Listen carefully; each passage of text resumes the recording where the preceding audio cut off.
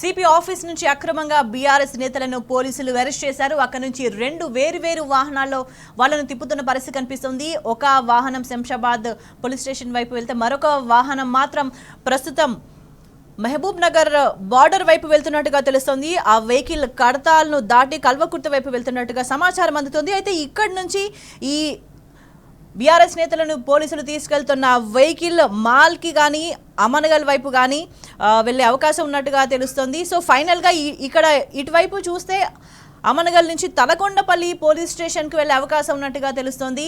So ఇప్పటి వరకు కూడా గంటలు గడుస్తున్నా కూడా పోలీసులు బీఆర్ఎస్ నేతలను అక్రమంగా అరెస్ట్ చేసి ఎక్కడికి తీసుకెళ్తున్నారో కనీసం సమాచారం ఇవ్వకుండా వాళ్ళను శ్రీశైలం హైవే మీద నుంచి ఓఆర్ఆర్ మీదుగా తీసుకెళ్లి ఇంకా తిప్పుతూ ఉన్న పరిస్థితి కనిపిస్తోంది. వాళ్ళ పట్ల దురుసుగా కూడా పోలీసులు ప్రవర్తించారు. సిపి ఆఫీసులో అరెస్ట్ చేస్తున్న సందర్భంలో కూడా ఇక దీనికి సంబంధించి మనతో మాట్లాడడానికి బీఆర్ఎస్ నేత వాసుదేవరెడ్డి ఫోన్లో అందుబాటులో ఉన్నారు. వాసుదేవరెడ్డి గారు, ఎట్లా చూసారు? ఇప్పటి వరకు కూడా బీఆర్ఎస్ నేతలను ఏ పిఎస్కు తీసుకెళ్తున్నారు, ఎక్కడికి తీసుకెళ్తున్నారు సమాచారం లేదు.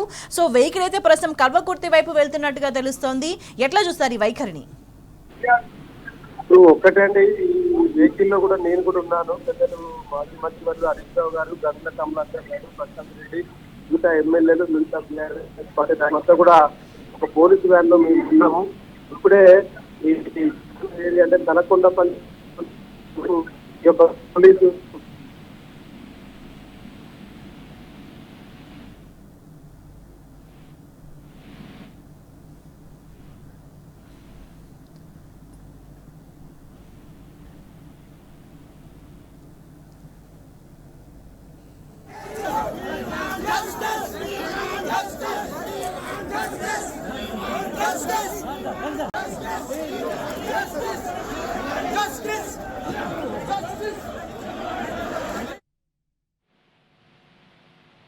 వాసుదేవరెడ్డి గారు, ఎక్కడున్నారు ప్రస్తుతం మీరు?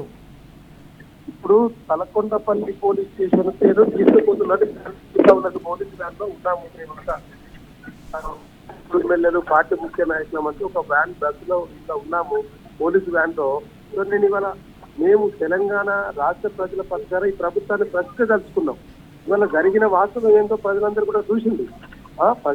ఒక ప్రజాస్వామ్యంగా బీఆర్ఎస్ పార్టీ గుర్తుపైన ఎన్నికైన గాంధీ పేరు చెప్పుకుంటున్న పార్టీ ఇలా బీఆర్ఎస్ పార్టీని కాదని చెప్పి కాంగ్రెస్ పార్టీలకు పోయి మళ్ళీ గాంధీ పేరు పెట్టుకుని అబద్ధాలు ఆడుతూ ప్రజాస్వామ్యాన్ని పూని చేస్తూ నేను అసలు పార్టీ మారలేదు, నేను నా మెడలో వేసింది దేవుడి కండు అని చెప్పి దేవుడి సాక్షిగా అబద్ధాలు చెప్పిన నాయకుల్లో పోలీస్ స్టేషన్ పేలిచ్చి ఇంటికి పంపించారు సకల మర్యాదలు చేసి. ఇవాళ న్యాయం కోసం మేము మాట్లాడితే మమ్మల్ని ఒక బందిపోతుల లెక్క, ఒక దొంగల లెక్క ఇవాళ ఒక్కొక్క బస్సులో ఉన్న ఎమ్మెల్యేలను ఒక్కొక్క పోలీస్ స్టేషన్ తీసుకెళ్లి తీసే అవసరం పెట్టలేదండి. ఇప్పటికీ 2 గంటల నుంచి పోలీస్ వ్యాన్ లో తిప్పుతా ఉన్నారు. ఎక్కడ తీసుకుపోతా ఉన్నారో కరెక్ట్ సమాచారం లేదు. మేము తలకొండపల్లి అనుకుంటున్నాం, అక్కడి నుంచి ఇంకెక్కడ తరలిస్తారా, ఇంకెక్కడ తీసుకుపోతారా కూడా లేదు. ఈ రాష్ట్ర ముఖ్యమంత్రికి కనీసం సోయి ఉందా? అసలు ఏం జరుగుతున్నది రాష్ట్రంలో? ఇప్పటికే 9 నెలల కాలంలో అనేక హత్యలు, అత్యాచారాలు జరిగినాయి, దోపిడీ జరిగినాయి. దాని మీద పరిపాలన కేంద్రీకృతం చేయకుండా ఇవాళ న్యాయం కోసం పనిచేస్తున్న ప్రతిపక్ష పార్టీ పైన మరి గొంతు నొక్కడం ఏంటి ఈ ప్రభుత్వం? ఇది నిజంగా కూడా చాలా ఇబ్బందికరమైన అంశం అండి. ఇవాళ ఈ రాష్ట్రంలో ప్రజాస్వామ్యం ఉందా? ఇలా ప్రజాపాలన అని చెప్పుకుంటున్న రేవంత్ రెడ్డి గారు మరి ఈ ప్రజాపాలన ఎటువైంది? ఇలా ప్రశ్నించే గొంతులు ఉండాలని చెప్తున్న ఈ రేవంత్ రెడ్డి గారు మరి ప్రశ్నించే గొంతులు మీరు ఎందుకు నొక్కేస్తా ఉన్నారు ఇలా? సో కాబట్టి తక్షణమే ఈ ప్రభుత్వానికి మేము డిమాండ్ చేస్తా ఉన్నాం. ఇలా మా పార్టీ ఎమ్మెల్యే కౌశిక్ రెడ్డి ఇంటి పైన దాడి చేసిన కాంగ్రెస్ గుండాలను మరి సెక్షన్ ప్రకారం మరి వాళ్ళను అరెస్ట్ చేయాలి, అదేవిధంగా కూడా అరెస్ట్ చేయాలి.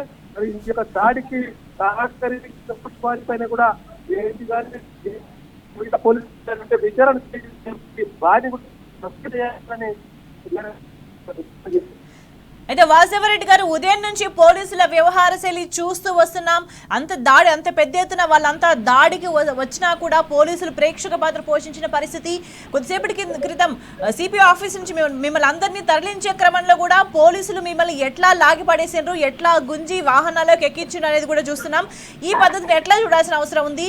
కనీసం ప్రజాప్రతినిధులు అన్న కనీస గౌరవం లేదు, మాజీ ప్రజాప్రతినిధులు మంత్రులు అన్న కనీస మర్యాద లేకుండా పోలీసులు వ్యవహరించిన తీరుని ఎట్లా చూస్తారు ఇవాళ?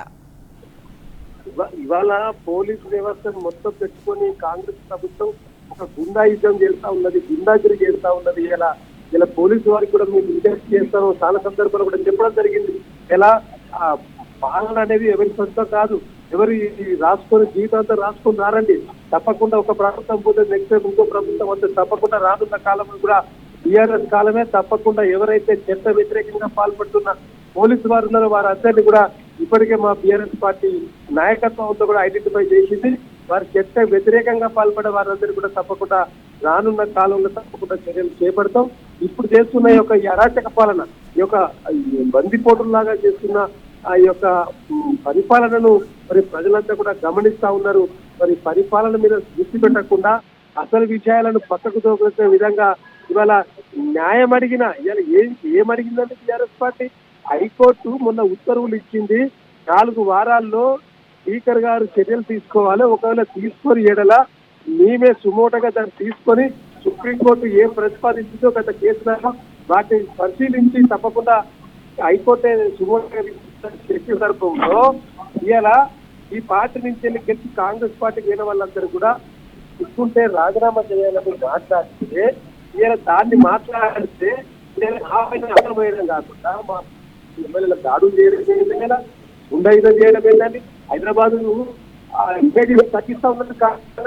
మేము 10 సంవత్సరాల్లో బీఆర్ఎస్ ప్రభుత్వంలో కేసీఆర్ గారి నాయకత్వంలో బ్రాండ్ ఇమేజ్ పెంచినమండి. పెంచడం ద్వారా అనేక వేల కోట్ల పెట్టుబడులు వచ్చాయి హైదరాబాద్. ఇలా హైదరాబాద్ బ్రాండ్ ఇమేజ్ తగ్గిస్తా ఉన్నది. పోలీసు బ్రాండ్ ఇమేజ్ తగ్గింది. ఇలా గతంలో సైబరాబాద్ పోలీసు అంటే గౌరవం ఉండేది. ఇలా హైదరాబాద్ పోలీస్ స్టేషన్ అంటే కూడా ఇలా బాగా ఐటీ కంపెనీలు హైదరాబాద్ ఏరియాలో